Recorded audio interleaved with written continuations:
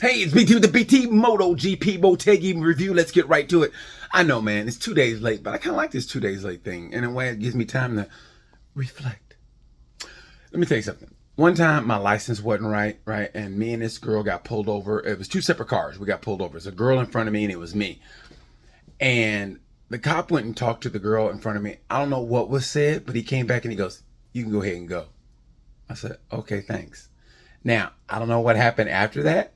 All I gotta say is, if he asked me for like my license was suspended. I would have went to jail, and my car would have got towed. I said it to say this: Fabio dodged a bullet like I dodged a bullet that day. Because think about it: 2 of your closest rivals, one of them crashes out, and the other has a mechanical device. His bike was sputtering like, and he just literally dropped it in the pit lane like, and gets on the other bike. I mean, that right there tells you might be on a championship year, because he's basically riding a jalopy, but he's getting points where his rivals aren't. So he's finishing ahead of his rivals, and Fabio's riding his ass off. So it might be his year. That being said, I think it's kind of funny what's happening in that Ducati garage, because they're acting like Bastianini is Iannone, and he's not. He's just, like he said, technically he can win a championship. So why not go for it? I mean, he's not making like, dodo bird moves like Iannone, but at the same time, so I think it's kind of funny what Ducati has, but it's a good problem for Ducati to have. That being said, rider of the race in Moto3 and MotoGP goes to Jack Miller and Idan Guevara.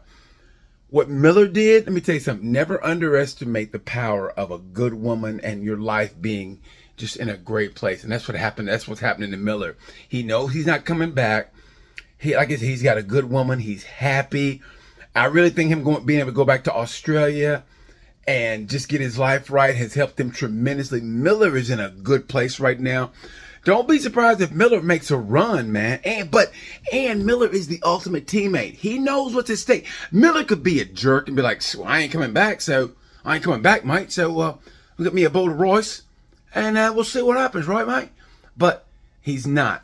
Like I said, Miller's a great teammate. So if he can win, but Pecco's maybe behind him and he's battling with maybe Fabio, you don't think Miller's going to have a good race with Fabio so his teammate can win? Miller is the ultimate, man. He's the ultimate teammate. He knows what's going on. And for some reason, I think Miller knows, hey, I probably won't win a championship, but I'm going to have fun doing it. That being said, man, watch him. If Miller can help Bagnaia, he will, more than Bastianini will. Anyway, what Idan Guevara is doing is unbelievable. Between Sergio Garcia and Celestino Vietti, I don't know what's going on. I don't know. Are they dating Kardashians? I mean, seriously. I mean, Vietti, they're gonna need a search party to find this dude. The Coast Guard, the FBI, Interpol. Where's his career gone? I mean, I feel bad saying that he's a great guy, and I don't know what's going on, but that's what I feel like. I mean, I feel like maybe he is dating a Kardashian. If he goes, "I want to be referred to as the writer," I'm a pronoun now. I'm a pronoun. It's not Celestino. I'm not a him. I'm a they. And you go, "Yeah, it's a Kardashian. He's crazy now." I don't know what's going on with him, but I think the championship. And let me tell you something: Aaron Canet, a little bit of that also. Canet was on pole. This was a great time for him to bridge that gap, and he crashed not once, but I don't know. I think a sports psychologist for both those guys would do well. They both should be in the same sports psychology class. Like, after one leaves, the other one's there, because they get on that couch and they got to be like, "So why is it that you crashed when you're in the lead?" And Canet's like, blah, blah, blah, blah, blah, blah, blah. I don't know what's going on. He had a great chance to win that race. I don't know what's going on with him, but between him and Celestino Vietti, I feel so bad. But let me tell you something: Ogura to be home, and I always say no one defends home race like the Italians do. And no better example is what the Japanese did. Japanese riders went out of their way to have a really good GP. And Tatsu Suzuki, Natsushima. I mean, they had all their old riders. I'm surprised Haga didn't race this weekend. But it just didn't happen. Matter of fact, Suzuki's bike blew up. When's the last time you seen a bike blow up in MotoGP? I mean, matter of fact, Suzuki is doing their riders a disservice. The whole team a disservice. Between Rins, Mir, Livio Supo came back. He didn't come back for this shit. Like they always say, "Man, I didn't sign up for this shit." and they didn't. I feel so bad. But that being said, Ogura, like Poker Face Ogura, he did the damn thing, and God bless him, man. I mean, like I said, Poker Face Ogura, his face is like this the whole time, just, and he is a stone cold killer. He runs a great race, and I think in the next 2 years, I think Nakagami knows his time is numbered at LCR, but same time, Ogura's a great rider. I like to see what happens now. I mean, the championship is I think going to Valencia, it's going to be between him and Augusto Fernandez. I really can't see anybody else coming up, but maybe. I will say this: the people who could put a little dent into that championship, Alonso Lopez. I mean, and I don't know what it is about his look. He looks kind of like a younger. Remember that guy? I forget his name. Anyway, he looks like one of those supermodels. I forget his name. He used to be a soap opera star. He looks like that kind of guy. Like he's matured and he's racing great. Watch people going to take points from Alonso Lopez. And I'm going to say Pedro Acosta plays teammate. I mean, we don't know. Acosta's racing great right now. I don't know if he's going to play the ultimate teammate. It's going to be great to see. But right now, I got Rider of the Race, Izan Guevara, and Moto2, Ogura, and Motogp, Miller. Heartbreak goes to, goes to Scott Ogden. Scott Ogden's going to be great. Great Britain. England, you guys have a great rider in Scott Ogden. He was on the front row. It didn't happen for him. But I have to say, heartbreak goes between him and Masia. I got to give it to Masia. Masia could have done he could have got a podium, and he joined the Japanese space program. I was like, God damn, Masia. Heartbreak in Moto2 goes to Furman Aldeguer. He had a chance, and now his new teammate Alonso Lopez is getting more points than him, and that doesn't look good. And for MotoGP, a heartbreak goes to Aleix Spargo. Let me tell you something. Electronics are kind of ruining MotoGP, but in a way they kind of are, the electronics.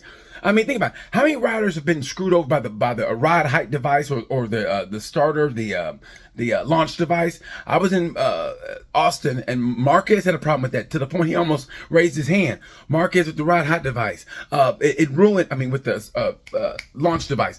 It ruined Maverick Vinales' ride up at the Sasha Ring, and Aleix Spargo.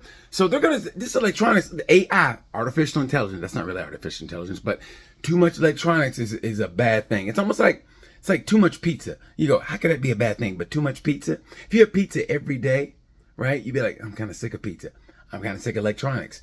I think it's kind of ruining good close racing in MotoGP, and I wish they'd do something about it.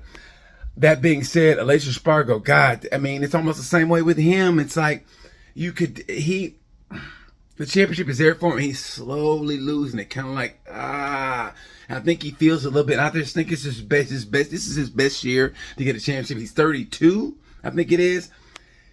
And let's just be honest, man. We got a new crop of kids coming up who are going to kill it. And I just think Maverick Vinales is going to get that first victory also.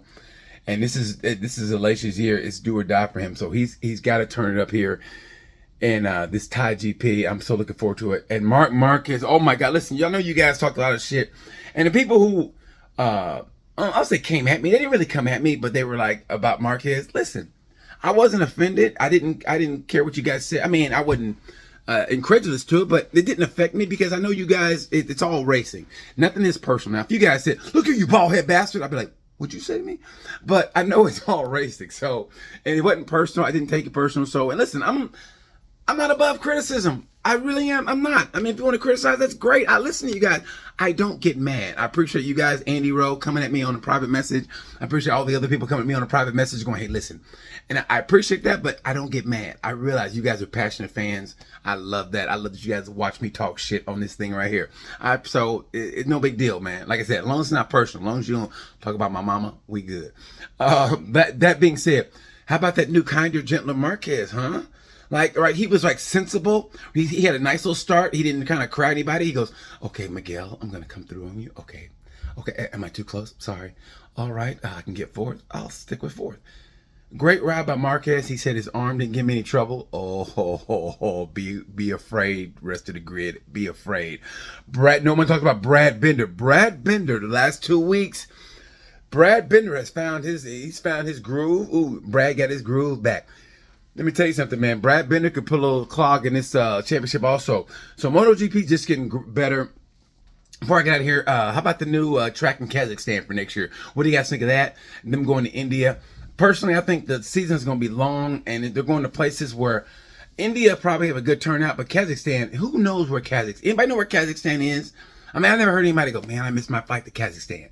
Anybody ever say that? How about, man, I met this chick in Kazakhstan? God damn it. I mean, anyway, we'll see what MotoGP does. Somebody had a great point that was like, hey, new tracks, it's going to level the playing surface, kind of like a rain race, you know, where anybody can win. It levels the playing surface where, you know, all the riders who've been in MotoGP for 10 years, they go to a new track. So they're starting off just like the rookie. So that's a good idea for a new track like that. But tell me what you guys think. Anyway, I rambled on too much. That's pretty much it. Look forward to GP. Thanks for watching. Sorry it was late, but like I said, I kind of like the 2-day delay. Anyway, until we talk again, peace.